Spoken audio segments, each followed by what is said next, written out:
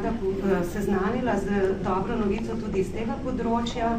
Ugotovili smo, da smo v prvih 4 mesecih letošnjega leta prodali za 8,1% več oglasnega prostora kot v enakem obdobju lanskega leta in na letnem nivoju za 4,% več kot lansko leto, oziroma mesečno letošnje 4 mesece v primerjavi mesečno celo lansko leto 4% več. Vendar s tem se ne gre uspavati, zato ker smo v tem prvih 4 mesecih ta sredstva povečali predvsem s sodelovanjem s predstavništvom Evropske komisije v Sloveniji. In to sodelovanje letos, da ne bo več, bo šele realno zapričakovati v naslednjem letu.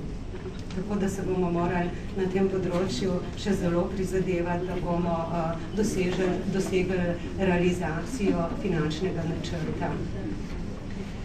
Ker je zavod lani racionalno trošil sredstva, so bili skupni prihodki za 1% pod planom, vendar zaradi nižjih prihodkov od prodaje oglasnega prostora nismo ustvarili presežka prihodkov, takšnega, kot je bil predviden, ampak smo ga ustvarili v višini 5.000 evrov. K temu je pripomoglo tudi razvrednotenje oziroma oslabitve naložb v vrednostne papirje, ki smo jih imeli. Zaradi padca teh vrednostnih papirjev smo morali tudi v bilanci predstaviti oslabitev tega, kot tudi prejšnja leta ni bilo. Vseeno pa po mnenju sveta zavoda ocenjujemo, da je zavod posloval uspešno, ker je najpomembnejšo nalogo, to je rast števila naročnikov, kljub ekonomski krizi uspešno izvajal.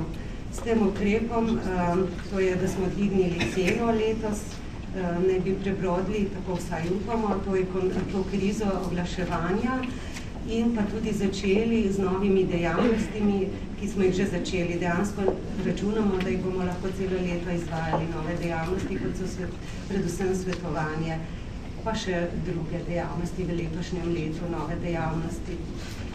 No, ob koncu tega poročila se lahko pohvalimo tudi, da smo se uvrstili na prvo mesto po številu prodanih izvodov med mesečniki v Sloveniji.